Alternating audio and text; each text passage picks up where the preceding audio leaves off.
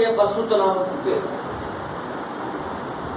எல்லா கனமும் மகிமையும் துதியும் சுதந்திரம் புகழும் உண்டாவதாக. கடந்த 28ஆம் தேதி மாலை வேளையிலே அசோக் நகரிலே அப்போஸ்தலர் அகில உலக ஊழியர் ஐக்கியம் என்ற பெயரில் மதுரையிலே ஆரம்பித்த அந்த ஊழியர் ஐக்கியத்தை சென்னையிலே முதலாவது ஆரம்பிக்க அருமையான ஜெயக்குமார் ஐயா சபையில தொடங்க புத்தாண்டிலே ஆண்டவர் கிருபை கொடுத்தார். அந்த ஐக்கியத்துடைய தலைவர் ஆண்டவராகிய இயேசு கிறிஸ்து, தலைமை இடம் பரலோகம், இப்படி ஒரு தலைப்பை வச்சு ஆரம்பிச்சு அதுல முத தொடங்கினேன். அதன் பிறகு ஐயா சொன்னபடி 3 நாள் கூட்டம், நேற்றும் இன்றைக்கும் நாளையோட முடியுது. இந்த கூட்டங்களை பங்கு பெற்று திங்கட்கிழமை போலாம்னு இருக்கேன். அதுக்கு இடையில இன்னைக்கு ஒரு விசேஷ கூட்டம் இருக்கு, சுவிசேஷனுடைய கூட்டம் இருக்கு, ஊழியர் கூட்டம் இருக்கு. இதுலயும் பேசுங்க ஐயான்னு சொல்லி அருமையான ஜோசோ தட்சிணாமூர்த்தி ஐயா அவர்கள் கேட்டுக்கொள்ளும் போது ரொம்ப சந்தோஷப்பட்டேன். பரவாயில்ல, நம்ம தங்கியிருக்கிற இடத்துலயே ஒரு கூட்டத்தில் பேசக்கூடிய வாய்ப்பு கிடைக்குது, சந்தோஷப்பட்டேன். கடைசியில பார்த்தா இந்த சகோதரர் எனக்கு ஏற்கனவே தெரிஞ்ச சகோதரர், தேனிச்சல் என்ற சகோதரர். கோடம்பாக்கம் சர்ச்சில் நான் பேசும்போது, சாம்ஜபத்திர சபையில ஊழியர் கூட்டத்தில் பேசும்போது சரி, காட்டுப்பாக்கத்தில் ஒரு சபையில ஒரு கூட்டத்தில் பேசும்போது சரி, ரொம்ப என்னை உற்சாகப்படுத்தினாரு, ரொம்ப ஆர்வமா சந்தோஷப்பட்டாரு. என்னை ரொம்ப மகிழ்ச்சியா என் பிரசங்கத்தை எல்லாம் ரொம்ப வரவேற்கக்கூடிய ஒரு நல்ல சகோதரர் அவரு. எப்ப பார்த்தாலும் ஒரு சத்தியத்தை சொல்லிட்டு இருப்பாரு, ஏதாவது ஒரு ஆர்வம் கோளாறு எதையாவது ஒன்று சொல்லிட்டு வச்சுட்டு இருப்பாரு. அது ரொம்ப எனக்கு ஒரு விசேஷமா இருந்தது. இவரை குறித்து தனிப்பட்ட முறையில உட்கார்ந்து பேசணும்னு ரொம்ப நாளா ஆசையா இருந்தேன். இன்னைக்கு வந்து சிக்கியிருக்காரு. ஆனா அவரே நிறைய போதவர்கள ஆலோசனை கேட்க நான் நினைச்சேன், ஒரு ஆளும் கிடைக்கல. கடைசியில மூத்த போதவர் ஒரு ஆலோசனைக்கு எதிர்பார்த்துக்கிட்டு இருந்தேன். கடைசியில அவரும் சரியில்லை விட்டாச்சின்னு சொல்லி கடைசியில சொன்னாரு. ஆகவே அவர் எதிர்பார்த்தது கரெக்டு, போதவருடைய ஆலோசனைகள் நல்லதுதான். அந்த மூத்த போதவர் ஆலோசனை கேட்கலாம்னு அவர் நினைச்சது அவர் தாழ்மை, அது சரியில்லாம போனதுனால நான் மூத்த போதகர் இல்லை, இளைய போதகர், இங்க மதுரையிலிருந்து வந்திருக்கேன். அதனால இன்றைக்கு இந்த கூட்டம் அவருக்கு தான். அவர் கொடுக்கிற ஆலோசனை தான். அவரை நம்பி வந்திருக்கிற உங்களுக்கும், அவர் வெளிப்பாடு உங்க வெளிப்பாடாக ஏற்றுக்கொண்ட உங்களுக்கும் இந்த ஆலோசனை பொருந்தும். அதுக்கு முன்னாடி ஒரு கொஞ்ச நேரம் என் சாட்சியை சொல்றேன். ஐயா சொன்னபடி தூத்துக்குடி மாவட்டம் பாஞ்சாலங்குறிச்சியில வீரபாண்டி கட்டபொம்மை வெள்ளக்காரனை எதிர்த்து போரிடும் போது அவரு பிடிக்கப்பட்டு கயத்தாரில் தூக்கிலிடப்பட்டார். அவங்களுடைய நெருங்கின சொந்தக்காரங்க தான் நாங்க, தெலுங்கு நாய்க்கர், கப்பலத்து நாய்க்கர்கள் சொல்லப்படுற தெலுங்கு நாய்க்கர். இந்த நாய்க்கருக்கு பேர் எப்படி வந்துச்சுன்னு சொன்னா, ஜாதி இல்லை. பொதுவா ஒவ்வொருவரும் ஒரு ஜாதியில அடிக்கிற மாதிரி ஜாதி வந்து அவங்க தொழில் ரீதியில வந்தது. என்னென்ன வேலை செய்தாலும் அந்த வேலைக்கு தக்கபடி அவன் பேரு. நாதசுரம்னா நான் கிண்ணாரக்காரன், நாதசுரக்காரன். கொத்திக்கிட்டு இருந்தா அவன் கொத்தனாரு. மரம் ஏறினா மரம் ஏறி ஒரு சாணு நாறுல காலை விட்டு ஏறினா நாறுல அவன் ஏறினா சாணாரு. அதுவே பின்னாடி நாடா வாக்குனா நாடாரு. வியாபாரம் செஞ்சா வியாபாரி. பள்ளத்துல இருந்தா பல்ல, பறைய அடிச்சா பறைய. ஆந்திராவில் வந்து நாய்க்கு மாற முத தமிழ்நாட்டுக்கு வரும்போது நாயை புடிச்சிட்டு வந்திருக்கான். நாய்க்காரன் இவன் சொல்லியிருக்கான். அதான் நாய்க்கார் தெலுங்கு பேசுனாலும் தெலுங்கு நாய்க்கார். இந்த மொழிகள்லாம் ஆதியாகமம் 11ஆம் அதிகாரத்துல பிரிக்கப்பட்டது. ஆண்டவரே தான் பிரிச்சார், நம்மளா பிரிச்சுக்கிட்டோம். ஒவ்வொரு மொழியிலையும் போட்டு சண்டை போட்டு இருக்காங்க. நான் தமிழ, நான் பச்சை தமிழ, நான் செகப்பு தமிழ, இப்படி நான் மலையாளி, நான் இந்தி, எல்லாம் ஆண்டவர் தான் மொழியை பிரிச்சு வச்சிருக்காரு. ஜாதி அவன் தொழில் ரீதியில உருவாக்கப்பட்டது. இதுதான் இந்த உண்மையை புரிஞ்சாலே ஜாதி சண்டை வராது, மத சண்டை வராது. இந்த மதங்கள் முழுவதும் ஆபிரகாமிலிருந்து வந்ததாகும். புரிஞ்சுக்குங்க, ஒரு ரகசியம் சொல்ல, ஆபிரகாமிலிருந்து மதங்கள்லாம் வந்திருக்கு. அதுக்கு முன்னாடி அவன் பேரு ராம், ஆபிராம். ஆதியாகமம் 12ஆம் அதிகாரத்துல ஆபிராம்னு தான் இருக்கு. ராம் தான், ராம் கூட்டம். எப்படி சொல்றேன்? 10ஆம் அதிகாரம் 7ஆம் வசனத்துல ராமாண்டு ஒருத்தர் வர்றான். ராமா, அவனுக்கு 2 மகங்க. அதத்தான் ராமன் சொல்லிட்டான். 2 மகன்கள் லவா குச்சான்னு சொல்லிட்டான். அந்த அடிப்படையில வந்த அந்த ராமா கூட்டத்தால ராம், ஆராம், இப்படி அந்த ராம் கூட்டம். அவங்க யோசுவா 24:2 படி விக்கிரகாராதனை, சில வழிபாடுகள் செஞ்சு கும்பிட்டு தெரிஞ்சவங்க. மகிமின் கத்தரை அவன் அறிஞ்சு ஆராதிக்கக்கூடிய அளவுல தேவன் அவனுக்கு தரிசனம் கொடுத்து, இங்க வா மகனே, உன் வீடை விடு, உன் இடத்தை விடு, உன் தேசத்தை விடு, நான் காண்பிக்கும் தேசத்துக்கு போ, உன்னை நான் ஆசீர்வதிப்பேன், பெரிய ஜாதி ஆக்குவேன்னு சொல்லி கூப்பிட்டாரு. அந்த அடிப்படையில அவன் குடும்பத்தோடு எல்லாம் ஒப்பு கொடுத்து வந்தான். அதன் பிறகு ஆதியாகமம் 17:5 ஆபிரகாம் என்று அவனுக்கு பேர் மாத்தினாரு. அதுக்கு முன்னாடி ராம்னு சொல்லி ராம்னு சொல்றதுனால ராம் கூட்டத்துக்குள்ள அவன் தகப்பேன். இன்னைக்கும் ராமன் சொல்லி அயோத்தின்னு சொல்லி இன்னைக்கு ஒரு பெரிய காரியமே நடந்துட்டு இருக்கு. அது இந்து நாடு, இந்துக்கள் சொல்றது இந்து தேசம். எஸ்தர் 1:1 இந்து தேசம்னு போட்டிருக்கு. அதான் இப்ப இந்து மதம்னா மாறி இருக்கு. அந்த ஆபிராம பிரம்மா அப்படின்னு சொல்லி இந்துக்கள் அழைப்பாங்க. பிரம்மா ஏன்னா 4 முகம் இருக்கும். 4 முகங்கள் 4 மதங்களை குறிக்கும்.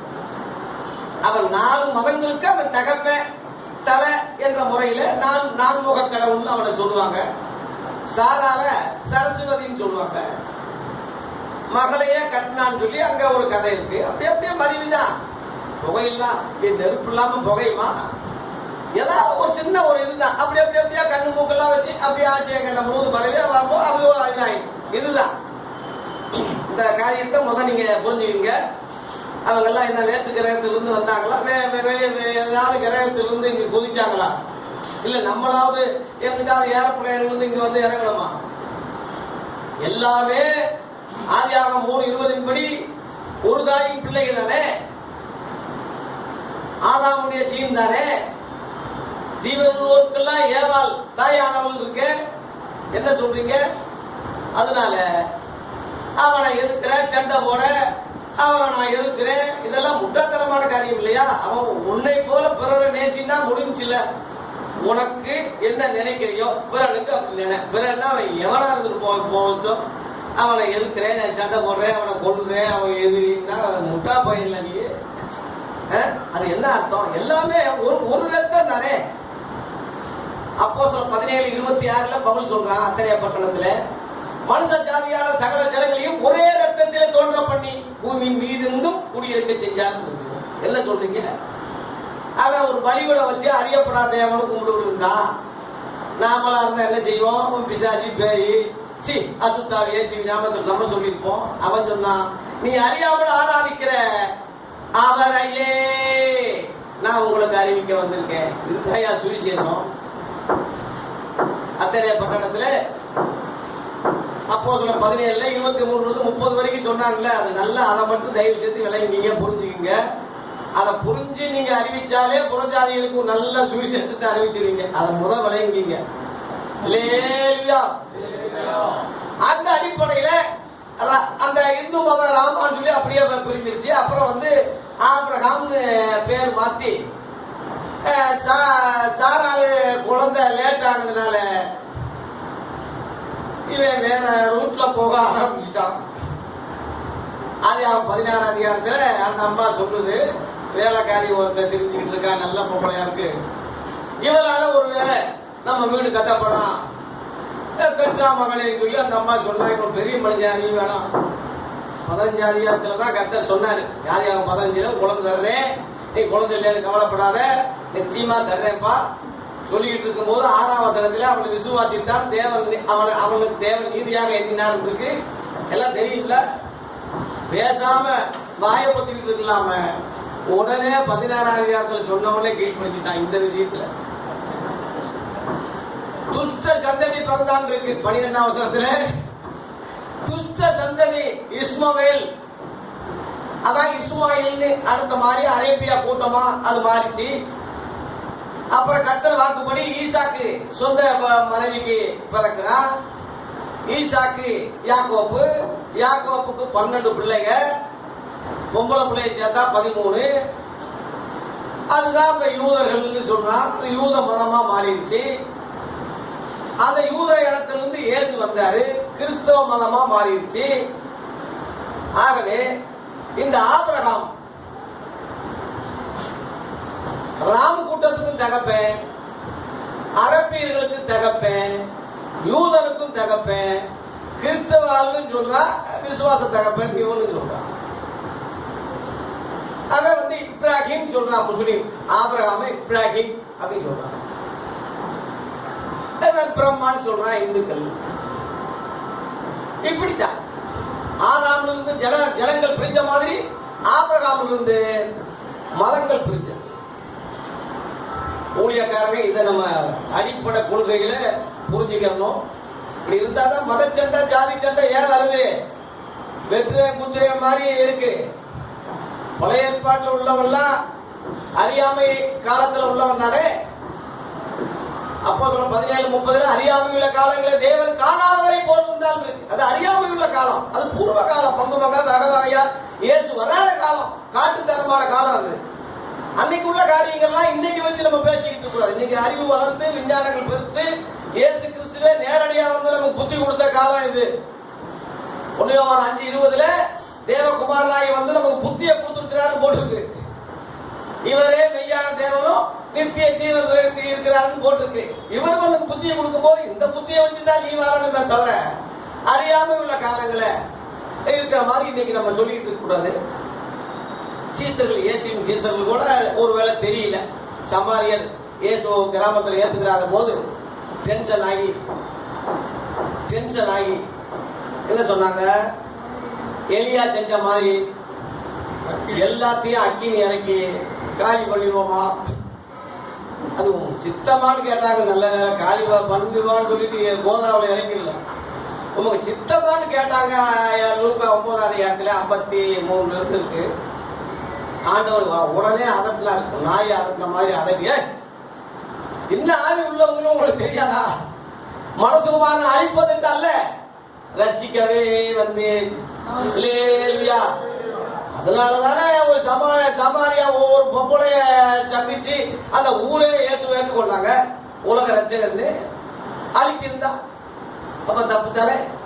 அந்த மாதிரி பழைய ஏற்பாட்டு கொள்கையின்படி பேசிக்கிட்டு வச்சுக்கிட்டு இருக்கிறது தப்பா போயிடும். இயேசுவின் சித்தத்தை அறிஞ்சு பேசும் மகளே. அதனால இந்த காரியங்கள்லாம் உங்களுக்கு அறிவுரையா ஆலோசனையா ஒரு ஏழை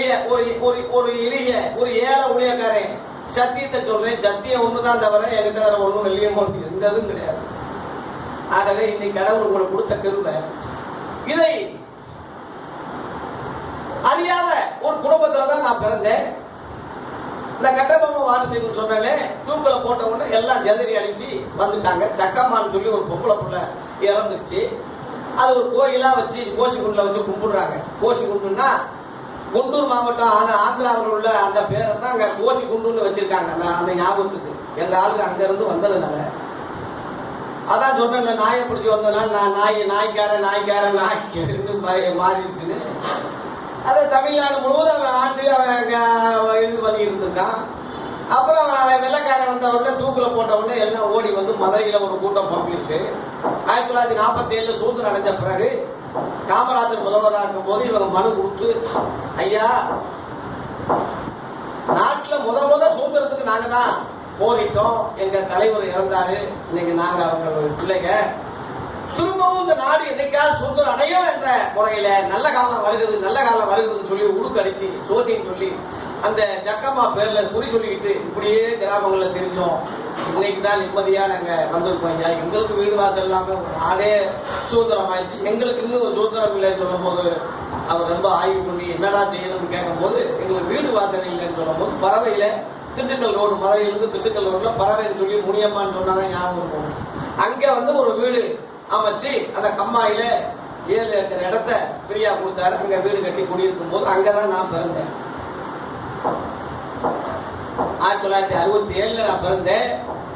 67 தான் அந்த தனுஷ்கோடி அழிஞ்சதாக ஒரு ரிப்போர்ட். இந்த மாதிரி இருக்கும்போது எங்க அப்பா முருக பக்தர். கட்டகமுனுக்கு முருகன் வந்து குலதெய்வம், திருச்செந்தூர் முருகன். எங்க அப்பாவுக்கு குலதெய்வம் பழனி முருகன். எல்லா முருகன் கோயிலையும் எனக்கு மொட்டை எடுப்பாரு. முடி வளர மொட்டை எடுத்துட்டு இருப்பாரு. என்னையா அப்படின்னு கேட்டா, உயிரை கொடுத்த சாமிக்கு மயிரை கொடுறான்னு சொல்றாரு. விளக்கம் சீவிரது கூட எனக்கு முடி இல்லாம மொட்டை எடுத்துக்கிட்டு இருக்கீங்களான்னு கேட்கும் போது விளக்கம் சொல்றேன்.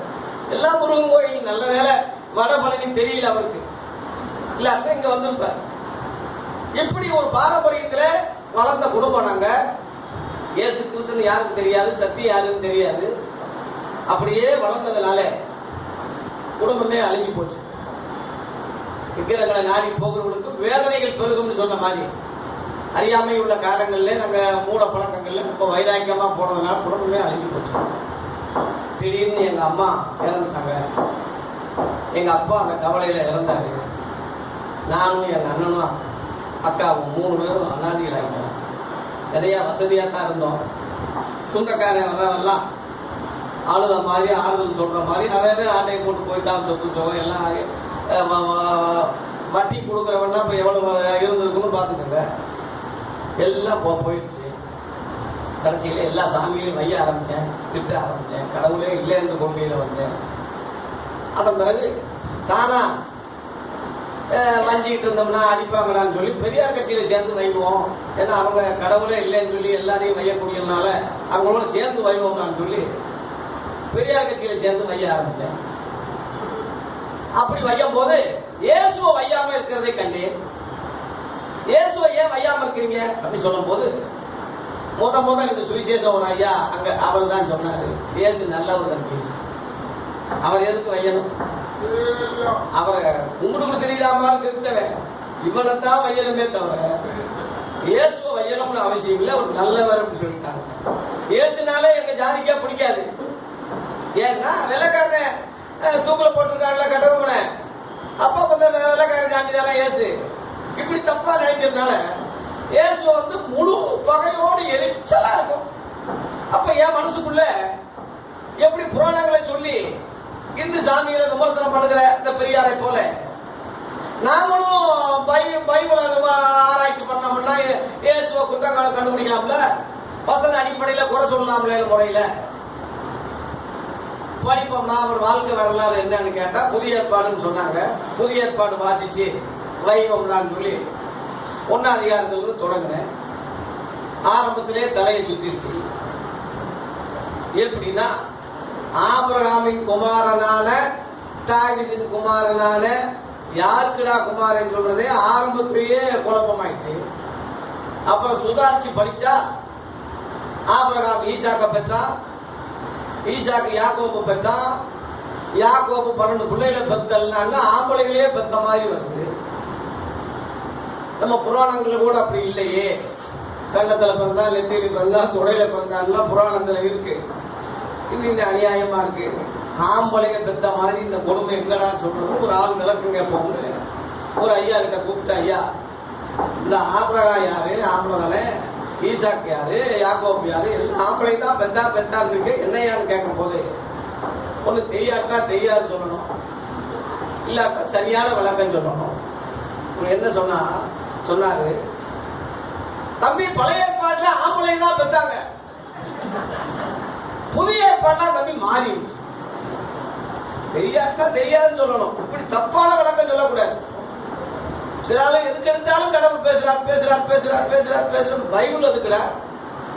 பைபிள் எதுக்கு? இயேசு எதுக்கு? போட்டுருவோமா? அவன் முன்னாடி போயிருமா சாமி எல்லாரும் இவன் தான் தெய்வம்னு? தயவு செய்து அப்படி மாத்திக்கங்க. உங்க ஏவுதல்ல நீங்க பேசுறீங்க, அது கர்த்தர் சொல்லாருன்னு சொல்லிடாதீங்க. ஒருவேளை பொய்யாயிட்டா கர்த்தர் பொய் சொன்னார்னு ஆயிரும். மாத்திக்கங்க உங்களை. எதுக்கு எடுத்தாலும் கர்த்தர் பேசுற பேசுற பேசுற என்ன பேசுறாரு? உனக்கு 7ஆம் அதிகாரத்துல ரெண்டும் பிரிச்சு சொல்றான் பவுல். நான் அல்ல, கர்த்தர் சொல்றார். கர்த்தர் வசனம்னா நான் அல்ல, கர்த்தர். கர்த்தர் இல்லாத போது கர்த்தர் அல்ல, நான் சொல்றேன், என் அபிப்பிராயத்தை சொல்றேன்னு சொல்றான். அவன் தாயா உண்மை ஊழியக்காரன்.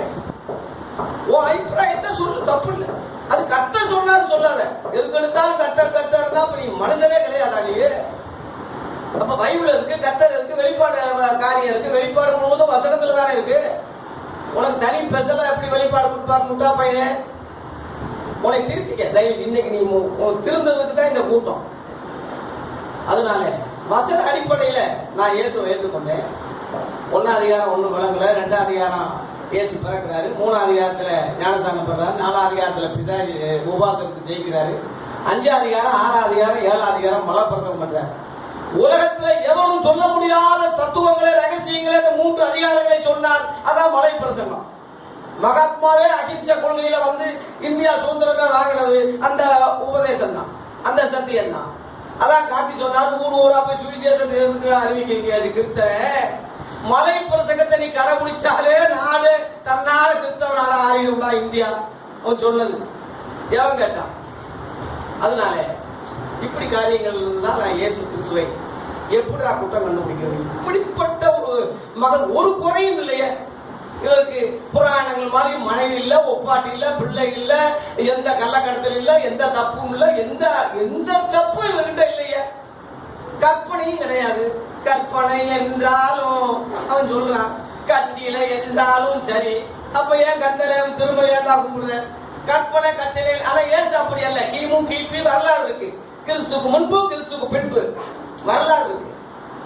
ஆகவே இவரை மறுதளிக்க முடியாது. இவர் சொன்ன வார்த்தைகள் எல்லாம் சாதாரண மனிதனுடைய வார்த்தை எனக்கு தோன்றவில்லை. அப்ப இவர் யாரா? ஆண்டவரே இறைவா ஒருத்தர் இருக்கிறது உண்மையா இருந்தா இவர் யாருன்னு எனக்கு வெளிப்படுத்துங்கன்னு சொல்லி நான் படிக்கும் போது யோவான் 1:9 உலகத்தில் வந்த எந்த மனுஷனையும் பிரகாசிப்பிக்கிற ஒளியே, அந்த மெய்யான ஒளி. அல்லேலூயா. ஆதியிலே வார்த்தையா இருந்தார், அந்த வார்த்தை மாம்சமா வந்தார், அவருக்கு இயேசு என்று பெயரிட்டார்கள். இந்த இயேசுவே உலகத்தில் வந்த எந்த மனுஷனையும் பிரகாசிப்பிக்கிற மெய்யான ஒளி. இந்த ரகசியத்தை என் கண்களை திறந்து நான் கண்டுபிடிச்ச பிறகு அளவில்லாத சந்தோஷம் தாங்க முடியல. இவரை குலதெய்வமா ஆண்டவரே என் ரட்சகரா ஏற்றுக்கொண்டேன். 1982 தற்கொலைக்கு முயன்றேன். அதுக்கு முன்னாடி பக்கத்திலேயே ரயில்வே கேட்டு ஓடுது எங்க ஊர்ல 2-3 தடவை. ஏன்னா எங்க அம்மா அப்பா எல்லாம் செத்துட்டாங்க, நான் தான் அம்மா அப்பா விழுங்கிட்டேன், வேற குற்றச்சாட்டு. அப்ப நம்ம செத்துருவோம் சொல்லி ரயில்ல போய் விழும் போது ரயிலு பார்த்து பயந்து வந்துட்டேன். கத்திட்டு வருதுல்ல, நான் சின்ன பையன் இல்லையோ கத்திட்டு வந்துட்டேன். கம்பாயில விழுந்தேன், காப்பாத்திட்டாங்க. எலி மருந்து குடிச்சேன், எலியே சாகாது. அப்ப எப்படி செத்துருவோம்னு தான் இருந்தேன். இயேசுவை ஏற்றுக்கொண்ட பிறகு தற்கொலை எண்ணம் மாறினது. இயேசுவுக்காக பிழைக்கணும்னு தீர்மானம் பண்ணேன். அன்னைக்கு நினைச்சேன் இந்த சாவு இயேசுவுக்காக இருக்கட்டும். அதுக்கு தான் துணிஞ்சு பேசுறேன் நான். சாவுக்கு அஞ்சானவங்க இப்படி பேச முடியும்? இயேசுவுக்காக 3 முறை ஐயா சொன்ன மாதிரி ஜெயிலுக்கு போயிருக்கேன், மண்டையை உடைச்சிருக்காங்க. 3 முறை இயேசுவே மெய்யான ஜோதின்னு எழுதுறதுக்காக 3 முறை அரெஸ்ட் ஆகிறேன், மண்டையை உடைச்சாங்க, அடிச்சாங்க. இன்னும் சாக ரெடியா இருக்கேன். ஜெயிலுக்கு போறது மண்டையை உடைக்கிறது புரிச்சு இல்ல, என் உயிரை கொடுக்க ரெடியா இருக்கும் போது என்னடா உனக்கு? ஆகவே அப்படி துணிஞ்சவன் தான். இப்ப நான் துணிஞ்சவனுக்கு துக்கம் இல்லை, என் விட குறிச்சும் கவலை இல்லை. ஐயா கூட கொஞ்சம் பார்த்து பேச நிதானமா. எனக்கு அறிவுரை நண்பர் அவரு, எனக்கு அறிவுரை எல்லாம் சொல்றாரு. என் மேல உள்ள பாசம் இல்லைன்னு சொல்லல, என் உயிரியே கொடுத்த பிறகு என்னன்னா அது. அதனால எவனுக்கும் பயப்பட வேண்டிய அவசியம் இல்லை. சத்தியத்தை சத்தியமா சொல்லிட்டு சாதனம் தான் நினைக்கிறேன். ஆகவே இயேசுவை ஏற்றுக்கொண்ட அந்த நாள் முதல் கொண்டு 1984 முழு நேரமா ஊழியத்துக்கு வந்தவன். நீங்க ஏறக்குறைய 35 முடிஞ்சு 36 வருஷம் ஆகுது. 35ஆம் நிறைவு விழா மதுரையில கொண்டாடினேன். ஐயா அவர்களும் ஜெயக்குமார் ஐயா அவர்களும் நிறைய குறிப்போட வந்து என்னை கனப்படுத்தினாங்க, உற்சாகப்படுத்தினாங்க. இன்னைக்கும் இப்ப இப்ப 2021 வந்து இப்ப நிக்கிறேன் நான். அதனால இந்த சாட்சிய இன்னைக்கு உங்களுக்கு நான் அறிவிக்கிறேன். அடுத்து செய்திக்கு போறேன். இன்னைக்கு செய்தியினுடைய தலைப்பு சுவிசேஷத்தின் ஒளி. இன்னைக்கு செய்தியினுடைய தலைப்பு சுவிசேஷத்தின் ஒளி. இதுக்கு ஆதார வசனம் தயவு செய்து டக்குன்னு எடுத்து நீங்க படிச்சீங்கன்னா நல்லது. இல்ல நானே சொல்லிடுவேன், இருந்தாலும் நீங்க படிச்சா உங்களுக்கு நல்லா இருக்குமே தான் வசன அடிப்படையில் உங்களுக்கு விளங்கணும் என்பதுக்கு தான் இப்படி நான் சொல்றேன். விளங்கலன்னா நீங்க விளங்காமையே போயிடுவீங்க. விளக்கமா தான் இருக்கு. எங்க சுவிசேஷம் மறைபொருளா இருந்தா கெட்டு போறவனுக்கு தான் அந்த மறைபொருளா இருக்குன்னு சொல்லி 2 கொரிந்தியர் 4:3 இருக்கு. 1 கொரிந்தியர் 1:18 சிலுவை பற்றின உபதேசம் கெட்டு போறவனுக்கு. அப்ப இதெல்லாம் உனக்கு விளங்கல புரியலன்னா நீ நாசமா போறதுனால வேற வழி என்ன?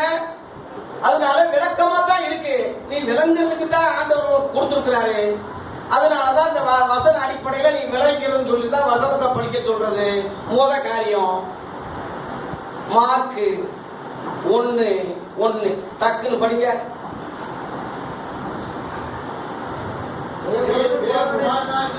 சண்டை போடாம ஒரு ஆள்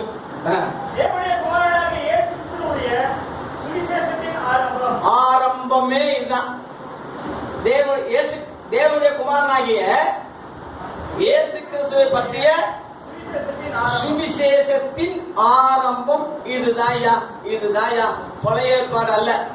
சுவிசேஷம் சொல்றதே பழைய ஏற்பாடு அல்ல. தேவகுமாரனாகிய இயேசு கிறிஸ்துடைய சுவிசேஷத்தின் ஆரம்பமே இயேசு கிறிஸ்துவை கொண்டுதான் ஆரம்பிக்கிறது. பழைய ஏற்பாட்டுல வேணா நிழலாட்டமா தீர்க்க தரிசனமா இந்த வார்த்தை இருக்கலாம். நிஜமா இயேசு கிறிஸ்து உலகத்துல வந்த பிறகுதான் இந்த சுவிசேஷமே ஆரம்பிக்குது. அதனால இந்த சுவிசேஷத்தை வச்சுதான் நம்ம டெவலப்மெண்ட் பண்ணி ரகசியங்களை புரிஞ்சுக்கணுமே தவிர பழைய ஏற்பாட்டுல போனீங்கன்னா உனக்கு என்ன அறிவு இருக்கும்? பழைய ஏற்பாடு வந்து ஒரு முக்காடுன்னு போட்டிருக்கு. முக்காடு மோசே நாகமங்கள் முக்காடுன்னு போட்டிருக்கு. 2 கொரிந்தியர் 3:14-15 படிங்க. 2 கொரிந்தியர்ல 3:14-15. அவருடைய மனது கடினப்பட்டது. பழைய ஏற்பாட்டுக்காரங்க பழைய ஏற்பாடு என்ற வார்த்தையே இருக்கு. இந்த அறிவுரையை தயவு செய்து தேவி சகோதரன் முதற்கொண்டு அவருடைய அழைப்புக்கு வந்த எல்லாருக்கும் இதை உங்களுக்கு சொல்றேன், புரிஞ்சுக்கீங்க. பழைய ஏற்பாடு வாசிக்கப்படுகையில் அந்த முக்காடு இங்க பாருங்க, கட்சிப்பு ஐயா கொடுத்தார். இந்த முக்காடு இப்படி போட்டுக்கிட்டு நான் படிச்சா என்னடா விளங்கும்? எங்க அந்த முக்காடு எங்க இருக்கு? படிங்க. அந்த முக்காடு நீங்காமல் இருக்கிறது. அந்த முக்காடு பழைய ஏற்பாட்டில் படிக்கும் போது நீங்காம இருக்கு. அது கிறிஸ்துவினாலே நீக்கப்படுகிறது. கிறிஸ்துவினாலே நீக்கப்படுகிறது. அல்லேலூயா. எங்கடா தொலை இந்த வசனத்தை போய் எங்க சொல்ல முடியும்? எங்க எதுல போய் இதுல நீங்க தப்பா விளக்கம் கொடுக்க முடியும்? நீங்க அந்த 3 அதிகாரம் வீட்டுல போய் தயவு செய்து படிங்க. பழைய ஏற்பாடு ஊழியம் வேற, புதிய ஏற்பாடு ஊழியம் வேற. அதுல போட்டு 5ஆம் வசனம் பாத்தீங்கன்னா, எங்களால் சகோதரரே எங்களால் யோசிக்கிறது கூட நாங்க எங்களால் தகுதி உள்ளவர்கள் அல்ல. அந்த படிக்க 5. எங்களால் ஏதாகிலும் ஆகும் என்பது போல, எங்களால் ஏதாகிலும் ஆகும் என்பது போல ஒன்றையும் யோசிக்கிறது கூட எங்களுக்கு தகுதி இல்ல. யோசனை எல்லாம் கர்த்தர் சொன்னார் உன்னை விட்டாம சொல்லாம என்னடா சொல்றது? உன்னைய நீ யோசிக்கிறது முழுவதும் கர்த்தர் சொன்னா இப்ப கர்த்தர் எதுக்கு? யோசனையை சொல்லு, உன் கற்பனைய உபதேசமா மாத்தாத. மத்தேயு 15:9 மனசுடைய கற்பனைகளை உபதேசங்களாய் போதித்து எனக்கு வீரான ஆராதனை செய்கிறார்கள் ஏசாயா தீர்க்கதரிசி நன்றா சொல்லியிருக்கிறான்னு சொல்லி ஏசாயா 29 அதிகாரத்துல சுட்டி காட்டி ஏசு அங்க வைகிறாரு. 8ஆம் வசனத்துல வாயிலானதான் அவங்க அறிக்கை பண்றாங்க, உள்ள எனக்கு தூரமா விலகி இருக்குன்னு 8ல சொல்றாரு. 6ஆம் வசனத்துல உங்கள் பாரம்பரியத்தினால தேவனுடைய கற்பனையை அவமாக்குறீங்கன்னு சொல்றாரு. அப்ப தேவனுடைய கற்பனைன்னு ஒண்ணு இருக்கு. 9ஆம் வசனத்துல மனச கற்பனைன்னு ஒண்ணு இருக்கு. ரெண்டுமே பிரிச்சு சொல்லணும்ல. எல்லாமே ஏசு ஏசுன்னு சொன்னா அப்ப நீ சுய யோசனையே இல்லையா? நீ 3வது வானத்துல தான் எப்ப இருக்கிறியா? ஆகாயத்தில் சிலம்படிக்கிறவனா போயிருவே. நீ ரொம்ப ஜாக்கிரதை. சுவிசேஷத்தின் ஆரம்பம் இயேசு. பழைய ஏற்பாடு அல்ல. மோசையை மரணத்துக்கு எதுவான ஊழியம் செஞ்சான்னு போட்டிருக்காருல்ல, அதுல 6:7 இருக்கு.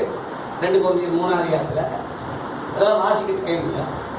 மரணத்துக்கு எதுவான ஊழியம்னா எதுக்கு எடுத்தாலும் கல்லேறி மீறிட்டானா எவ்வளவு பெரிய பாவம். கூப்பிட்டு கல்லேறி கொண்டு எதை செஞ்சாலும் சாவுதான். அதனாலதான் மரணத்துக்கு எதுவான ஊழியம் செஞ்சாலும் பவுல் குற்றம் சாட்டுறான். நாம் அந்த ஊழியமா செய்யறோம், மரணத்துக்கு எதுவான ஊழியமா நான் செய்யறோம். ரட்சிக்கிறதுக்கு தான் நம்ம வந்திருக்கோம். அல்லேலூயா. எல்லாரும் எதிரி, எல்லாம் குற்றவாளி, எல்லாம் சரியில்லைன்னா இப்ப நீ எப்படி நல்லவனா இருப்ப? ரோமர் 3:4 தேவனே சத்தியவர் என்றும் எந்த மனுஷனும் பொய்யன் என்றும் சொல்லுவோமாக. எந்த மனுஷனும் பிராடு நாய் தான் அங்க போட்டிருக்கு. ஏன்னா 10ஆம் வசனத்துல அந்தபடியே நீதிமான் ஒருவனாகிலும் இல்லை, உணர்வு உள்ளவன் ஒருவனும் கிடையாது, எல்லாரும் பாவம் செய்து ஏகமா கெட்டு போனார்கள், நன்மை செய்கிறவன் இல்ல ஒருத்தன் கூட கிடையாதுன்னு இருக்கு. ஏன் அப்படின்னா 23ஆம் வசனத்துல எல்லாரும் பாவம் செய்து தேவ மகிமையற்றவர்களாகி மகிமை இழந்துட்டான். அப்ப எப்படி நம்ம நீதிமானானோ? 24 இலவசமாய் அவருடைய கிருபையினாலே கிறிஸ்து இயேசுவின் மீட்பை கொண்டு நீதிமான்கள் ஆக்கப்படுகிறார்கள். அல்லேலூயா. இந்த நீதிதாயா நம்ம அடைஞ்சிருக்கோம், இந்த பரிசுத்ததாய நீ நம்ம அடைஞ்சிருக்கோம். இந்த பரிசுத்தம் உள்ளவன் இன்னும் பரிசுத்தமாக்கு, இந்த நீதி உள்ளவன் இன்னும் நீதியை செய், இதோ சீக்கிரம் வருகிறேன்.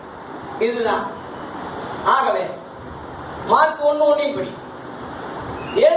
தேவனுடைய குமாரனாகிய இதுவே ரொம்ப பேருக்கு புரியலையே. இயேசு கிறிஸ்துவ தேவ குமாரன் ஒருத்தருக்கும் தெரியும். பிசாசி சொல்றான் கரெக்டா, தேவகுமாரனே உன்னதமான தேவகுமாரன். அவனுக்கு தெரியுது யார் வெளிப்பாடு. இவன் உன்னை அம்மான்னு சொல்ல ஆசை, அம்மான்னு சொல்லவா? உன்னை அப்பான்னு சொல்லணும், அப்பான்னு சொல்லவா? ஏசப்பா அருள் நானே இவன் பேர் வைக்கிறான் புதுசா. அதனால யாரையும் எவரையும் நம்பாதீங்க. ஒருத்தன் பாட்டு பாடுறான், கேளுங்கள் தரப்படும். நம்ம எல்லாருக்கும் ஃபேமஸான பாட்டு, எல்லாம் குத்து நடனம் எல்லாம் பெந்த ஒத்துக்காரனே ஆடுறான். அந்த பாட்டுக்கு அவ்வளவு சிறப்பான பிரபலம் ஆயிடுச்சு. 6 வயதிலே ஆரம்ப பள்ளியில் கல்வி பயின்றாரா. சேர்த்து விட்ட மாதிரி பேசுறான், ஆனா அவர் படிக்கவே இல்லை. யோகான் 7:15 போட்டிருக்கு. கல்லாதவரா இருந்தும் வேத வாக்கியங்கள எப்படி இருக்கும். யூதர்கள் சொன்னாங்க அவர் சீசர்கள் எவனும் படிக்கல. அப்போஸ்தலர் 4:13 பேதுருவும் யோவானும் பேசுகிற தைரியத்தை கண்டு இவங்க படிப்பறிவு இல்லாதவர்களும் பேதங்களும் அடைந்தவரையா இவங்க பிரசங்கத்தை குறிச்சு ரொம்ப ஆச்சரியப்பட்டாங்க. ஏன்னா நம்முடைய அழைப்பெல்லாம் பேதைகள்ல அப்பாவிகளை தான் தெரிந்து கொண்டிருக்காங்க. நம்ம எல்லாம் அறிவாளியா படிப்பாளின்னு சொல்லிட்டு தெரியாது. படிப்பாளி அறிவாளி கத்தருக்கு தேவையில்லை. இங்க விளக்கம் கொடுத்துருப்போம். இல்ல இயேசுவே, நான் லண்டன்ல அப்படி படிச்சேன் இயேசுவே, அமெரிக்கா யூனிவர்சிட்டியில இப்படி இவன் சொல்லி இவன் விளக்கம் சொல்லி ஓய்வு விட அவன் அப்பாவி ஒன்னும் தெரியாதுன்னா சொல்றது கேட்பான். ஆனா ஒரு கல்யாணத்துல அந்த 6 ஜாடிகளை வைன்னு சொன்னாரு. ஒருத்தரும் ஒன்னும் பேசல, வச்சாங்க. தண்ணி எடுத்து ஊத்துறான்னு சொன்னாங்க, ஊத்துறாங்க. கொண்டு போய் கொடுறான்னு சொல்றாரு. நம்மளா இருந்தா அறிவாளியா இருந்தா கேள்வி கேட்போம். கேயா திராட்சரசம் இல்லைன்னு சொல்லிட்டு தண்ணி எப்படி கொடுக்க சொல்லிட்டு நம்ம கேட்போம். ஒன்னும் பேசாம அப்படியே கொடுத்தாங்க. அவன் பார்த்தானா பார்க்கலன்னு தெரியல, ருசி பார்த்த போது கசமா மாறிடுச்சு. அல்லேலூயா. ஆமா, அங்க போய் 2 கழுதை இருக்கு, அதுல ஒரு கழுதை அழைச்சிட்டு வாங்கலான்னு சொல்றாரு. மார்க் 11 நாமளா இருந்தா ஏயா குளித்துக்கு அழைச்சிங்களா இல்ல கழுதைய மேய்க்க அழைச்சிங்களா? நம்ம கேள்வி கேட்போம் அறிவாளியா இருந்தா. அவன் கடவுளேன்னு போனான், சொன்னதெல்லாம் செஞ்சான். 5 அப்பா 5000 பேருக்கு போசிக்கும் போது மீதியானதை எதையும் ஏச்சிகளை எல்லாம் தூக்கி வைடான்னு சொன்னாரு, செஞ்சாங்க. லாசரு கல்லறை இடத்துக்கு போகும்போது கல்ல புரட்டுங்கன்னு சொன்னாரு. ஐயா என்னையா நீங்க கல்ல புரட்ட சொல்றீங்க? நீங்க எவனும் கேட்கல, செஞ்சாங்க. இதுதான் ஊழியக்காரன். அவர் சொன்னபடி நடக்கிறவன் தான் ஊழியக்காரன். என்ன சொன்னாரோ மரியாதம்மா நல்ல வேலை ஒரு நல்ல வார்த்தை சொன்னான். எல்லாத்தையும் கூப்பிட்டு காணா ஒரு கல்யாணத்துல இங்க வாங்கலான்னு சொல்லி எல்லாம் கூப்பிட்டு என்னைய வந்து சந்தன மாதா, மேரி மாதா, பூண்டி மாதா, வேளாங்கண்ணி மாதா, ஆரோக்கிய மாதான்னு சொல்றதெல்லாம் இருக்கட்டும், எனக்கு திருவிழா கொண்டாடுறதா இருக்கும், மொட்டை எடுக்கிறதெல்லாம் இருக்கட்டும். அவர் என்ன சொல்றாரோ அதன்படி செய்யும். இன்னைக்கு கத்தோலிக்கக்காரர்கள் உண்மையிலேயே அம்மாவே வாழ்க, அம்மாவே தெய்வம் நீ சொல்றது உண்மையானா? அம்மா சொல்றது கேள்றா. அம்மா என்ன சொன்னாங்க? இயேசு சொல்றது என்ன சொல்றாரோ அதன்படி செய்யும். அதனால சுவிசேஷம் இப்போ உங்களுக்கு தான் சொல்ல வேண்டியதா இருக்கு. நீங்க போய் என்னென்ன சுவிசேஷம் சொல்ல போறீங்க? உங்களுக்கு தான் சொல்ல போறாங்க. இப்ப இந்த ஒரு ஐயா ஒரு பாட்டு பாடினாலும் என் கவனத்தை ஈர்த்தது. என்ன ஈர்த்தது? ஒரு பாட்டு அருமையா பாடினாரு. என்ன பாட்டு ஐயா நீங்க சொல்லுங்க. என்ன பாட்டு? அப்படியே அப்படியே பாருங்க உட்காந்து. முத பத்திலே பிறந்தவர் தொடங்குங்கய்யா. ஏன்னா இவங்க யாருக்கும் தெரியாதுல்ல. பெத்தலேகம் இயேசு பிறந்ததும் தெரியாது, இயேசு யாருக்கும் தெரியாது. ஏன்னா அந்த கெதியில நம்ம இருக்கோம். இப்ப பாட்டு மூலமா அதை அறிவிக்கிறார். தெரிஞ்சுக்கங்கடா சூரியஸ், இதெல்லாம் இந்துக்களுக்கு போய் சொல்ற பாட்டு, பாடுற பாட்டு. இங்க சொல்றது காரணம்னா கர்த்தர் பேசுறாரு. தெரிஞ்சுக்கங்க, முதல்ல இயேசுனா யாருன்னு தெரிஞ்சுங்க, கர்த்தர்னா உங்களுக்கு தான் இந்த பாட்டு. அதனால சகோதரர்களே, உங்களுக்கு நீங்க சத்தியம் கர்த்தராக கொடுக்கப்படுது. யாரை கொண்டாயிரும் இந்த சத்தியம் சொல்லணும்னு ஆசைப்பட்டு சிக்கலாக வசம். அதனால இந்த சுவிசேஷம் சந்தோஷமா சொல்லிக்கிட்டு இருக்கிறேன். ஏசு கிறிஸ்து தேவகுமாரன் முத தெரிஞ்சுக்க. தேவகுமாரன் தான். இதை யாருன்னு சொல்றாங்கன்னு மத்திய 16ஆம் அதிகாரத்துல கேட்கும் போது ஏலியா, ஏலியா, தீர்க்கதரிசி எவனும் சொல்றது உண்மை இல்லை. சரி போட்டோம், சொல்லிட்டு போட்டோம். நீங்க என்ன யாரா சொல்லுங்க? அதான் சீசன் தானே முக்கியம். ஏசுவின் ஊழியக்காரே கரெக்டா இருக்கலாமா? அப்போ கரெக்டா சொன்னா, நீ ஜீவனுள்ள தேவனுடைய குமாரன் ஆகிய கிறிஸ்து. உடனே கர்த்தர் சொன்னார், இந்த கல்லின் மேலே என் சபையை கட்டுவேன், பாதாளத்தின் வாசலை மேற்கொள்ளாது. 18 சொல்றார். அதனால அவர் கட்டிட்டார். நம்ம ஒண்ணும் கட்ட வேண்டிய அவசியம் இல்லை. ஒருத்தன் பாடினான், கட்டடம் கட்டிடும் சிற்பங்கள் நாம். யாரு? பாலாசிலாரி. அவன் என்னன்னா, அவனும் நாசமா போனா, அவன் நம்புறவன் நாசமா போனான். நானே கிருஷ்ணன் சொல்லிட்டான், நானே இயேசு, நானே கிருஷ்ணன் சொல்லி நீங்க முக்கடல்ல அடக்கம் பண்ணிட்டு கடவுளேன்னு அவன் நம்பினவங்க எல்லாம் செதறி போனாங்க. அவன் பாடின பாட்டு கட்டடம் கட்டுவோம் மேல. அவன் ஏற்கனவே கட்டிட்டாரே, நீ என்னத்த கட்டுறது? அதனால இப்ப ஆட்டுக்கால் நாட்டாம பயம் பண்ணக்கூடாது. தடி எடுத்தவனா தண்டனா போயிடக்கூடாது. இயேசு நேற்றும் இன்றும் என்றும் மாறாதவர். அவர் தான் அந்த சுவிசேஷம். ஆரம்பமே அதான். இந்த சுவிசேஷத்துல 4 விதம் இருக்கு. 4 விதம் இருக்கு. அதை சொல்றேன். 4 விதம். ரோமர் 15:19 படிங்க. ரோமர் 15:19. இப்படி எருசலேம் தொடங்கி சுற்றிலும், அவனுக்கு தான் முதல் சொல்ல வேண்டிய யூதேன்னு சொல்லி பெருசா நினைச்சுக்கிட்டு இருந்தாங்க. உனக்கு தாண்டா சுவிசேஷம் முத.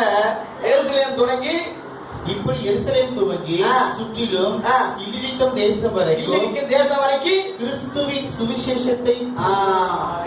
சுவிசேஷத்தை பூரணமாய் பூரணமாய் தான் புல் காஸ்பல் சொல்றான். நீங்க புல் காஸ்பல்லாம் புல்லுதான் இருக்கான தவிர பூரண சத்தியத்துல இல்ல. பூரண சுவிசேஷம் இது போட்டிருக்கு. அடுத்து 29 படிக்க. அதுலயே 29. அதுலயே நான் உங்களிடத்தில் வரும்போது கிறிஸ்துவுடைய சுவிசேஷத்தின் சம்பூர்ணமான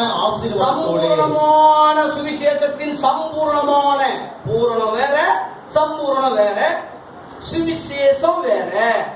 அதுதான் ஆரம்பம். அந்த ஆரம்பத்தில் இருந்து பூரண சுவிசேஷம் வந்து அப்புறம் சம்பூர்ணமான சுவிசேஷமா மாறணும். இதுலயே வளர்ச்சி. இன்னொரு சுவிசேஷம் இருக்கு, அது பேரு வேறொரு சுவிசேஷம். கலாத்தியர் 1 அதிகாரத்துல ஆதி சபையிலே 1ஆம் நூற்றாண்டிலே இந்த குழப்பம் வந்துருச்சு. வேறொரு சுவிசேஷம் சொன்னாங்க. பவுல் அதை கண்டிக்கிற 6ஆம் வசனம் 7ஆம் வசனத்துல, உங்களை கிறிஸ்துவின் கிருபையினாலே அழைத்தவரை, கிருபையினாலே உங்களை அழைத்தவரை நீங்கள் இவ்வளவு சீக்கிரமா நீங்க விட்டுட்டு வேறொரு சுவிசேஷத்துக்கு திரும்புவதை குறித்து நான் ரொம்ப ஆச்சரியப்படுறேன். வேறொரு சுவிசேஷம் இல்லையே, வேறொரு சுவிசேஷம் இல்லையே. சிலர் உங்களை கலகப்படுத்தி கிறிஸ்துவுடைய சுவிசேஷத்தை சுவிசேஷத்தை புரட்ட மனதாய் இருக்கிறார்கள் அல்லாமல் புரட்ட. அதாவது இதே வசனம் தான் புரட்டி புரட்டி பேசு. ஏன்னா வேற சொன்னாதானே நீங்க சுதாரிப்பீங்க.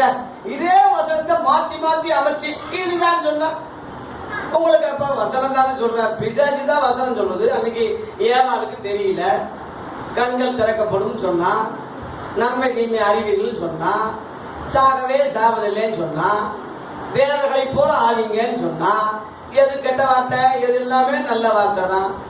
ஏமாந்து கெட்டு போனால, வஞ்சிக்கப்பட்டால, அதான் அவன் பவுல் சத்தம் போடுறான். 2 கொரிந்தியர் 11:3 ஆகிலும் சர்ப்பமானது தன்னுடைய தந்திரத்தினாலே ஏவாளை வஞ்சித்தது போல உங்கள் மனதும் கிறிஸ்துவ பற்றி விலகும்படி கெடுக்கப்படுமோ என்று பயந்திருக்கேன்.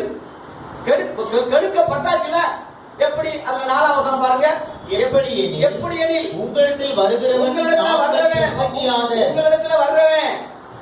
நாங்கள் பிரசங்கியாத நாங்கள் அதாவது அப்போஸ்தலர்கள் பிரசங்கியாத வேறொரு இயேசுவை பிரசங்கித்தனானால் வேறொரு சுவிசேஷம், வேறொரு ஆவி. அந்த ஒரே வசனத்துல 3 இருக்கு.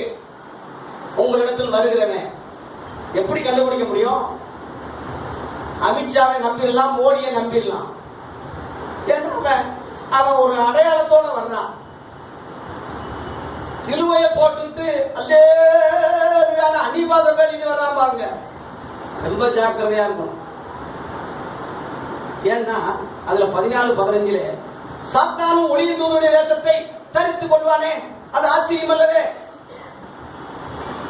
சாத்தானும் ஒளியின் தூதனுடைய வேஷத்தை தரித்து நீதியின் ஊழியக்கார அவனுடைய ஊழியக்காரன் நீதியினுடைய ஊழியக்கார வேஷத்தை தரித்தா அது ஆச்சரியம் அல்லவே இருக்கு.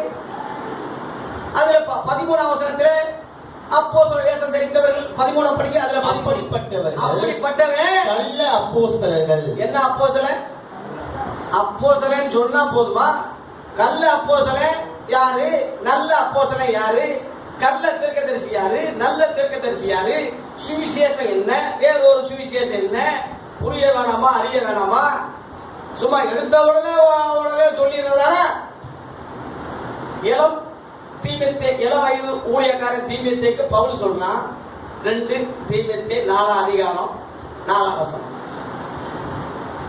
சத்தியத்துக்கு செவியை விலக்கி, சத்தியம்னா உண்மைன்னு அர்த்தம். உண்மைக்கு செவியை விலக்கி கட்டு கதைகளுக்கு சாய்ந்து போகும் காலம் வரும். இதுதான் ஏவுதல் படி பேசுறேன். கர்த்தர் பேசுறார். கர்த்தர் இப்பதான் வந்தாரு, இப்ப டீ குடிச்சு போனாரு, இப்பதான் பேசுறாரு, இப்பதான் நான் போயிட்டு வந்தேன். ஒருத்தன் பரலோகத்துக்கு போய் கேசட் கொடுத்தாராம். ஏசு பார்த்து நல்ல குவாலிட்டியா இருக்க கேசட்டு, நல்லா விற்கும், போடுங்க, எல்லாம் நல்லா ஜனங்கள்லாம் வாங்கணும்னு சொல்றாங்க. எதை வச்சு அடிக்க இவனை வைய வேணாம்னு சொல்றீங்களே? மக்கள் ஏமாந்து கெட்டு நாசமா போய்கிட்டு தானே இருக்காரு. அதை நம்பி உண்மையான சத்தியத்துக்கு செவிய விளக்கி கட்டு கதைகளுக்கு போட்டு கட்டு கதை அவன் சொல்றதெல்லாம் பொய், பிராடு. 23ஆம் அதிகாரத்திலே அன்னைக்கே அந்த கள்ள தீர்க்கதரிசி எழுப்புனாங்க. 16-17 தங்க இருதயத்தில் கடினத்தில் நடக்கிற யாரையும் பார்த்து உங்கள் மேல் பொருளா போறாது, நீங்க செய்வதெல்லாம் வாய்க்கும், நீங்க கொஞ்சம் சந்தோஷமா மாறும், நீங்க நல்லா இருப்பீங்க. அன்னைக்கே வந்தாரு. 25ஆம் வசனத்துல எரேமியா 23:25 சொப்பன கண்டேன்னு என் பேரை சொல்லி பொய்ய சொல்லிட்டு இருக்க தெரியுதான்னு சொல்றாரு. 25 31 வரை பாத்தீங்கன்னா தங்கள் நாவி சொல்லையே வழங்கி அதை உரைத்தான்னு சொல்லுகிற தீர்க்கதரிசிக்கு நான் விரோதினே சொல்றாரு. விரோதி இயேசுவை விரோதி ஆக்கிறாதீங்க. அதனாலதான் அக்கிரம செய்காரன் என்னை விட்டு அகன்று போங்கன்னு சொல்லி உமது நாமத்தினாலே தீர்க்கதரிசி சொன்னாரு. அத 21 போட்டிருக்கு. எரேமியா 23:21 போட்டிருக்கு. அந்த தீர்க்கதரிசிகளை நான் அனுப்பாதிருந்தோம் ஓட்டம் ஒரு பைபிள கிடைச்சிட்டா போதும் சாமி. அப்புறம் நான் அவங்களோட பேசாதிருந்தும் சொன்னார்கள். கர்த்தர் சொல்றாரு பேசுற கர்த்தருக்கு அதுக்கு சம்பந்தமே கிடையாது. அவன் கர்த்தர் சொல்றாருன்னு சொல்லிட்டு இருக்கான். ஏன்னா மனுஷன் ஏவுதல் உள்ளத்தின் ஏவுதல்ல கர்த்தர் சொல்றார். தயவு செய்து சகோதரி உங்க எல்லாருக்கும் அன்போட தாழ்மையோட நான் சொல்றேன், ஓ ஏவுதல்னா நான் அப்படி நினைக்கிறேன், அப்படி யோசிக்கிறேன், அப்படி சொல்லி பழகுறாங்க. கர்த்தர் சொல்றாரு. 2001 கர்த்தர் சொல்றாரு, நீ எதை சொல்றியோ நீ நடக்காவிட்டா கர்த்தர் சொல்றாருன்னு சொன்னது நடக்கலையா, கர்த்தர் பொய்யன்னு புறஜாதி சொல்லிடுவான். உதாரணமா 2020 கோல்டன் இயர்னு சொன்னா ஒருத்தன், இந்த நாடு ரொம்ப செழிக்கும் கர்த்தர் சொல்லிட்டாரு, பெரிய ஆட்சி மாற்றம், ட்ரம்ப் தான் அமெரிக்கா அதிபதியா இருப்பாரு, எவனும் வரமாட்டான் பகிரங்கமா சொன்னா நடந்துச்சா? கர்த்தர் சொன்னான்னு சொன்னா நடந்துச்சான்னு கேக்குறேன். ஆட்கள் செத்தது, நோயில செத்ததா மிச்சம், நம்ம தப்பி தவறி நீங்க பொழைச்சி கப்பல் உடைஞ்சு கரை சேர்ந்த மாதிரி இப்ப 2001 சேர்ந்து இருக்கிறோம். ஏன்னா நீ சொல்லு, கடவுள் ஆசீர்வதிப்பாராக, இந்த ஆண்டு நல்லா இருக்குன்னு நினைக்கிறேன், கர்த்தர் நம்ம வேண்டுவோம், இப்படி சொல்லுவது மகனே, நீ சொன்னது அப்பா நான் கூட உன்னோட போயிடும், கர்த்தருக்கு அந்த பேர் வராது. கர்த்தர் சொல்லாரு நீ சொல்லிட்டா அது பொய்யாயிட்டா, புறஜாதி முழுவதும் கர்த்தர் பொய்யர், அவர் பிராடு, பொய்யின் கடவுளை வச்சு கும்பிட்டு இருக்காங்கன்னு சொல்லி கெட்ட பேர் உன்னால வரலாமா மகனே? உன்னால தேவனுக்கு தூசணம் வரலாமா? புறஜாதிகள் மத்தியிலே கர்த்தருடைய நாமம் தூஷிக்கப்படுகிறதுன்னு சொல்லி ரோமர் 2:24 அன்னைக்கே பவுல் எழுதுனானே. உங்களை மாத்திக்கீங்க, தயவு செய்து உங்களை மாத்தி, உங்க ஏவுதலா சொல்லுங்க, உங்க கருத்தை சொல்றதுக்கு விமர்சனம் பண்றதுக்கு எல்லாருக்கும் உரிமை. கர்த்தரா இழுக்காருங்க. கர்த்தர் சொன்னாருதான், எங்க சொன்னாரு? வசனத்துல சொல்லிருக்க. கலாத்தியர் 1 அதான் பவுல் சொல்றான் 8ஆம் வசனத்திலே, நாங்கள் பிரசங்கியாத படிக்க, நாங்கள் உங்களுக்கு பிரசங்கித்த சுவிசேஷத்தை அல்லாமல், நாங்கள் உங்களுக்கு பிரசங்கித்த இந்த சுவிசேஷத்தை அல்லாமல், நாங்களாவது இவங்களே, ஒருவேளை இவங்களே மாத்தி சொன்னா அந்த அர்த்தம் தான். நாங்களாவது வானத்திலிருந்து வருகிற ஒரு தூதனாவது, வானத்திலிருந்து ஒரு தூதன் வந்து வேறு சுவிசேஷத்தை வேற மாத்தி ஒன்னு சொன்னாலும் அவன் சபிக்கப்பட்டவனாய் இருக்க கடவன். இதை விட ஒரு பேச்சு வேணுமா? தூதரே வந்து மாத்தி சொன்னாலும் சரி, இல்ல நாங்களே ஒருவேளை சொன்ன சுவிசேஷத்துக்கு விரோதமா நாங்களே இல்ல நாங்க இப்படி நேற்று தான் கர்த்தர் பேசினாரு நாங்க இப்ப சொன்னாலும் சரி, சபிக்கப்பட்டவன் ஏதோ உணர்ச்சி வசப்பட்டு பவுல் சொல்லல. 9ஆம் வசனத்துல முன் சொன்னது போல மறுபடியும் சொல்றேன், மறுபடியும் சொல்றேன். என்ன சொல்றேன்? அறிவித்த இந்த சுவிசேஷத்து இல்லாம வேற சுவிசேஷம் கிடையாது. மறுபடியும் சொல்றது காரணம் என்ன? சபிக்கப்பட்ட அவன் இயேசுவை அன்பு கூறாங்க. அன்பு கூர்ந்தா ஒருவன் என்னிடத்தில் அன்பா இருந்தா என் வசனத்தை கை கொள்வான்னு சொன்னாரு. அன்பு கூறுவேன் பாட்டு பாடுறதா? வசனத்தை கை கொள்றாஜா? என் மேல அன்பா இருந்தா என் வசனத்தை கை கொள்றான்னு சொல்றாரு. என்னிடத்தில் அன்பா இருந்தா என் கற்பனையில கை கொள்ளுன்னு சொல்றாரு. அது சொல்ல துப்பு இல்ல, அது செய்ய நாளில. அன்பு கூறுவேன், நான் இயேசுவுக்கு அடிமை, நான் இயேசுவுக்கு தான் எல்லாம் இயேசு. பாட்டு பாடுறதெல்லாம் டான்ஸ் ஆடுறதெல்லாம் இனி செல்லாது. 1 கொரிந்தியர் 16:22 ஒருவன் கர்த்தராகிய இயேசு கிறிஸ்துவிடத்தில் அன்பு கூறாமல் போனான், அவன் சபிக்கப்பட்டவனா இருக்க கடவான். கர்த்தர் வருகிறார், அல்லேலூயா. அவர் வரப்போற காலத்துல பொய்ய சொல்லிட்டு இருந்தீங்கன்னா, இப்படி சொன்ன இந்த பவுல் பெரிய படிச்சவன், அறிவாளி, கெட்டிக்காரன், பெரிய முறையா படிச்சவன், ரொம்ப முறைப்படி பட்டம் பட்டவன். ஆனா அவன் சொல்றான், என் சுவிசேஷம் நான் படிச்சதை வச்சு சொல்லல அப்படின்னு சொன்ன. அவனே சொல்றான். படிங்க கலாத்தியர் 1:11-12. அதே சகோதரரே, என்னால் பிரசங்கிக்கப்பட்ட அந்த சுவிசேஷம், மேலும் சகோதரரே, என்னால் பிரசங்கிக்கப்பட்ட சுவிசேஷம், என்னால் பிரசங்கிக்கப்பட்ட இந்த சுவிசேஷம் மனுஷனுடைய யோசனையின் படியானது அல்ல, மனுஷனுடைய யோசனை சிந்தனை ஏவுதல்ல உண்டானது அல்ல. உங்களுக்கு தெரிவிக்கிறேன், உங்களுக்கு முதல்ல நான் தெரிவிச்சுக்கிறேன், நான் அதை ஒரு மனுஷனால் பெற்றதும் இல்லை, மனுஷனால் பெற்றதும் இல்லை, மனுஷனால் கற்றதும் இல்லை, இயேசு கிறிஸ்துவே எனக்கு வெளிப்படுத்தினார். அல்லேலூயா. எப்படிடா வெளிப்படுத்தினார்? இவன் தான் கடைசியில வந்த ஊழியக்காரனாச்சே. இயேசுவோட கூட 3 வருஷம் இருந்தானா? இயேசு கிறிஸ்து வெளிப்படுத்தினான்னு சொல்றானே, எப்படிடான்னு கேட்டா 2 கொரிந்தியர் 12 அதிகாரம் 1-3 வரை 3ஆம் ஆன வரைக்கும் பரதீசுக்குள்ள எடுக்கப்பட்டேன் அப்படின்னு சொல்றான். மனுஷர் பேச படாத வார்த்தைகளை நான் கேட்டு வந்தேன் அப்படின்னு சொல்லி தன்னை தாழ்த்துறான். நான் போனேன் வந்து நான் என்று பெருமை வந்துடும் சொல்லி ஒரு மனுஷனை அறிவேன் சொல்லி உள்ளான மனுஷனை பத்தி அவன் விளக்கம் கொடுக்குறான். அந்த பரதீசுல இவனுக்கு என்னடா அறிஞ்சா தெரிஞ்சா அப்படின்னு கேட்டா, அங்க போய் சுவிசேஷத்தை கேட்டு வந்து இருக்கானாக்கும். நான் ஒரு ரகசியம் சொல்றேன். ரகசியம்னா ஏன் ரகசியத்தை எல்லாம் நான் சொல்லல, வசனத்துல உள்ளது சொல்றேன். என்ன சொல்றேன்? 1 பேதுரு 3ஆம் அதிகாரம் 18, 19, 20 ஆகிய வசனம் இல்லை.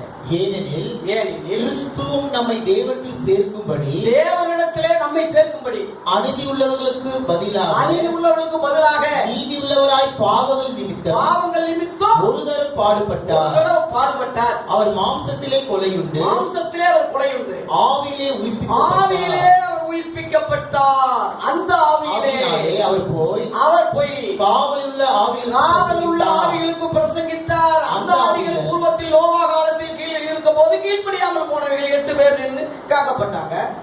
அங்க போய் பிரசங்கம் பண்றாரு. என்ன பிரசங்கம் பண்ணாரு? அதுலயே ஏன் பிரசங்கம் பண்ணாரு, என்ன பிரசங்கம் பண்ணார், என்ன காரணம்? அதுலயே 4ஆம் அதிகாரம் 6ஆம் வசனத்துல இதுக்காக மரித்தோரானவர்கள், செத்து போனவங்க, மனுஷர் முன்பாக மாம்சத்திலே தண்டனை அடைந்தாலும் தேவனுக்கு முன்பாக நியாயத்திருப்பதிலே ஆவியிலே அவங்க பிழைக்கும்படியாக அவர்களுக்கு சுவிசேஷம் அறிவிக்கப்பட்டது. அங்க போய் அறிவிச்சிருக்க அவர்களுக்கு இல்ல, அவர்களுக்கும். அப்படி ஏன்னா அவங்க எவனும் போக முடியாதுல்ல. மாம்சத்துல உள்ளவங்களை சந்திக்க வார்த்தையானவர் மாசமா வந்தார். ஆவியில் உள்ளவங்களை சந்திக்க மாம்சத்தை தொங்க விட்டுட்டு சிலுவையில ஆவியாய் போனார். 3 நாள் கன்வென்ஷன். வெள்ளி சனி ஞாயிறு 25 வெள்ளி சனி ஞாயிறு 3 நாள் கன்வென்ஷன். வெள்ளிக்கிழமை தொடங்கினாரு, ஞாயிற்றுக்கிழமை முடிய போகுது. வெள்ளிக்கிழமை 1ஆம் தேதி தான் வருஷமே பிறந்துச்சு. 1 இங்க 31 முடியுது. உயிர்த்தெழுதல். அது நமக்கு இனிமேல் உயிர்த்தெழுதல் தான். பயப்படாதீங்க. அல்லேலூயா. அவர்களுக்கும் சுவிசேஷம் அறிவிக்கப்பட்டது. இந்த சுவிசேஷத்தை கேட்டு வந்தவனாது. அதனாலதான் ரகசியங்களை பேசுறான். அந்த ரகசியங்களே முக்கியமான காரணம் நான் தாண்டான்னு சொல்றான் பகிரங்கமா. என் சுவிசேஷத்தின்படியே எவன் பேச முடியும்? அப்படி 1 Corinthians 11 கிறிஸ்துவை பின்பற்றுவது போல என்னை பின்பற்றனால எவன்டா சொல்ல முடியும்? இன்னைக்கு அந்த வெளிப்பாடு, அந்த ரகசியங்கள்லாம் இவன் பூர்த்தி வந்துட்டான். ரோமர் 10:15 படிங்க. அனுப்பப்படாவிட்டால் படிங்க.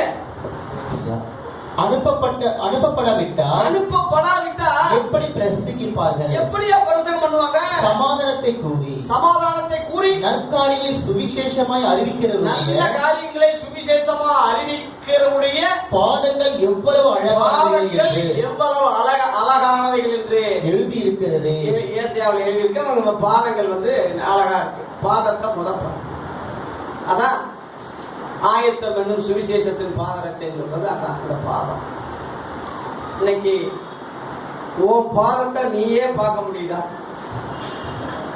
ஒண்ணு கண்ணு மங்களா இருக்கணும், இல்லாட்டா வயிறு மறைச்சு. முதல்ல உபாசம் போட்டு ரொம்ப தியாகமா காலு தெரியும். இப்ப அப்படியே பெருசாகி இப்படி வந்துருதுயா. சுவிசேஷம் காலையில பார்த்தா வகுதான் தெரியுதே தவிர கால் தெரியல. இதோடைய அர்த்தம் என்ன? அதே ரோமர் 14:18. அதே ரோமர் 16:18 படிங்க. அதே ரோமர்ல 16:18. அப்படிப்பட்டவர்கள் இந்த மாதிரி உள்ளவங்க, அப்படிப்பட்டவர் நம்முடைய கர்த்தராகிய இயேசு கிறிஸ்துவுக்கு ஊழியம் செய்யாமல் தங்கள் வயிற்றுக்கே ஊழியம் செய்து, வயிற்றுக்கு வேற, வயிற்றுக்கேன்னு சொல்றது வேற. வயிறு இருந்தா சாப்பிடத்தானே செய்வோம். வயிற்றுக்கே வாயை திறந்தா உணவு தந்தீர், நன்றி ஐயா, உடைய தந்தீர். இது என்னடா, எல்லாருக்கும் போதிக்கிறாரு.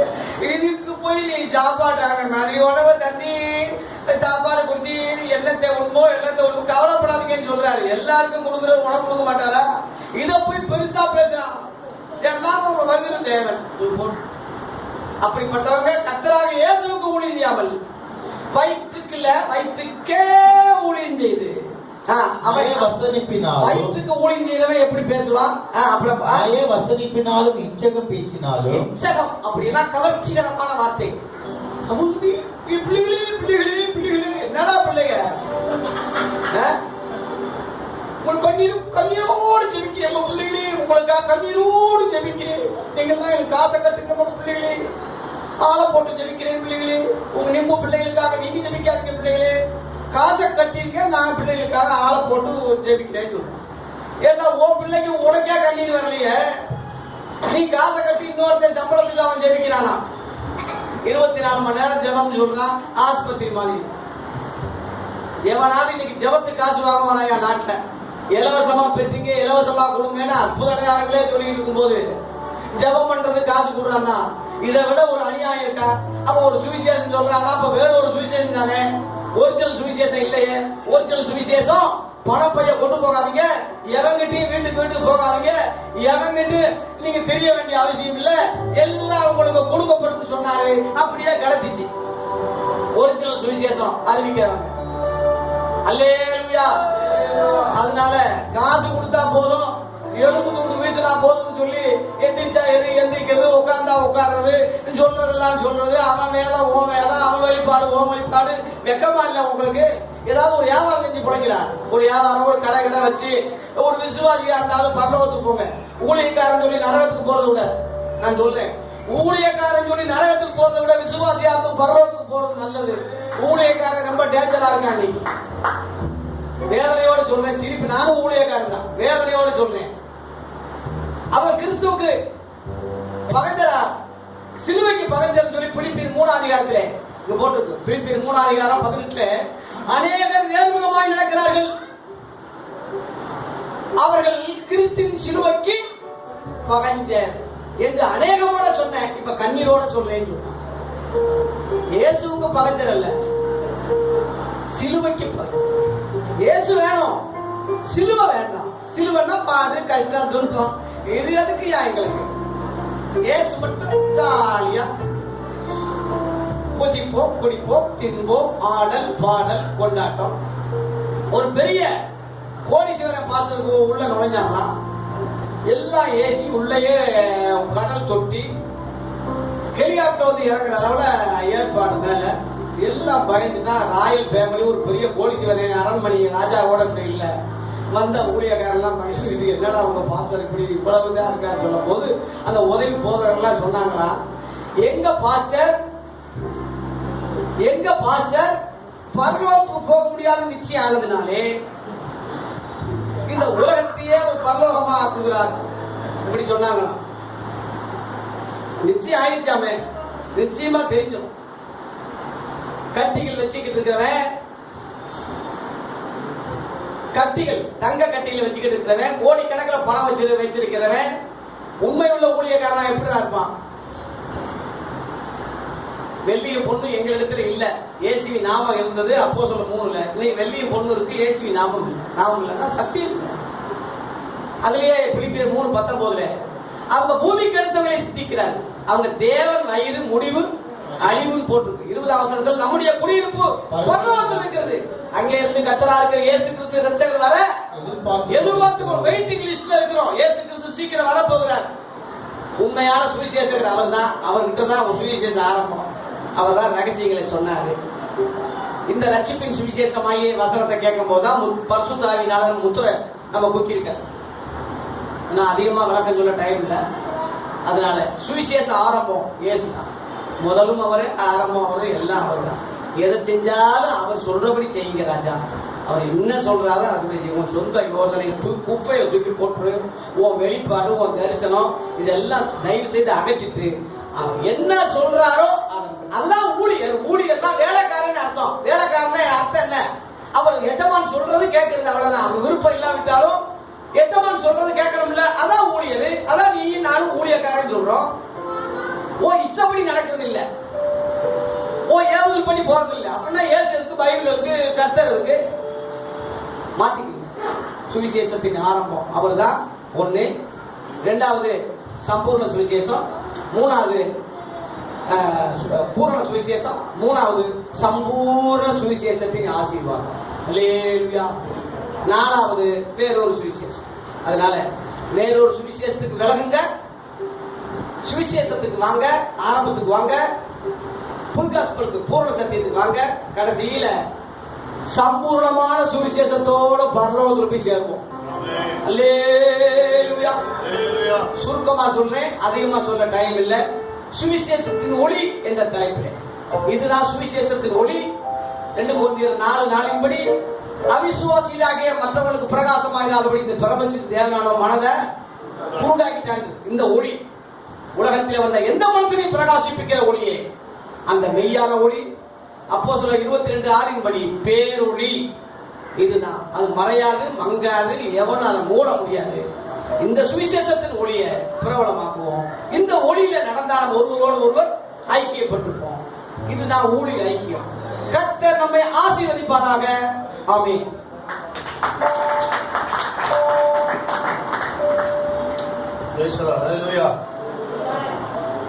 நான் ஒரு CD வெளியிட்டிருக்கேன்.